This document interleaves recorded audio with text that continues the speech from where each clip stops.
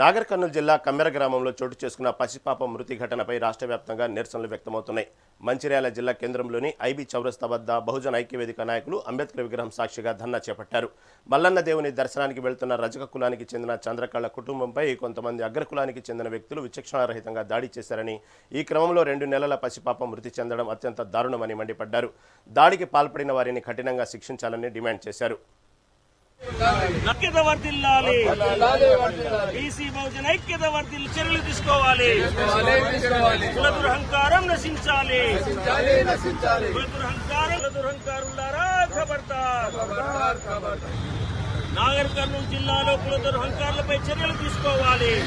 ఈ రోజు మంచిర్యాల జిల్లా కేంద్రంలో బీసీ బహుజన ఐక్య వేదిక ఆధ్వర్యంలో నాగర్ కర్నూలు జిల్లాలో జరిగిన కుల దురహంకార దాడిని నిరసిస్తూ అంబేద్కర్ బొమ్మ దగ్గర నిదర్శన ప్రదర్శన చేపట్టడం జరిగింది.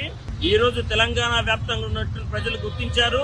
నాగర్ కర్నూలు జిల్లాలో మల్లన్న జాతర జరుగుతున్న వేళ దేవుడి దర్శనానికి ఒక రజక కుటుంబం వెళితే అక్కడ ఉన్నటువంటి ఆధిపత్య కుల దురహంకారులు డబ్బులు ఇవ్వాలనే నెపంతో ఆ కుటుంబంపై దాడి చేసి దారుణంగా ఆ కుటుంబ పెద్దను, ఆ తల్లిని కొట్టే క్రమంలో ఆ తల్లి చేతుల్లో ఉన్న పసిపాపను సైతం వాళ్ళు పొట్టన పెట్టుకున్నారు. అకారణంగా కుల వివక్షకు 2 నెలల పసికందు కన్ను మూసిన దుర్ఘటన జరిగింది. దురదృష్టం ఏంటంటే అధికార యంత్రాంగం ఇప్పటికి కూడా దేశవ్యాప్తంగా కుల దురహంకారం మీద ఎలాంటి అలసత్వం ఉందో అదే రీతిలో వ్యవహరిస్తున్నారు.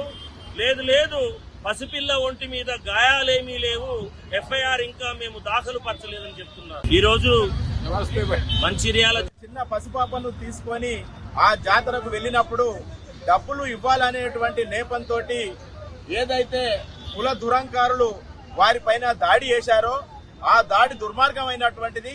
ఆ క్రమంలోనే ఆ చంటి పాప కూడాను చనిపోవడం అనేటువంటి జరిగింది. దీన్ని ఏదైతే చట్టాన్ని కాపాడాల్సినటువంటి చట్టం ఇవాళ ఉన్న వాళ్లకు చుట్టంగా వ్యవహరిస్తా ఉంది.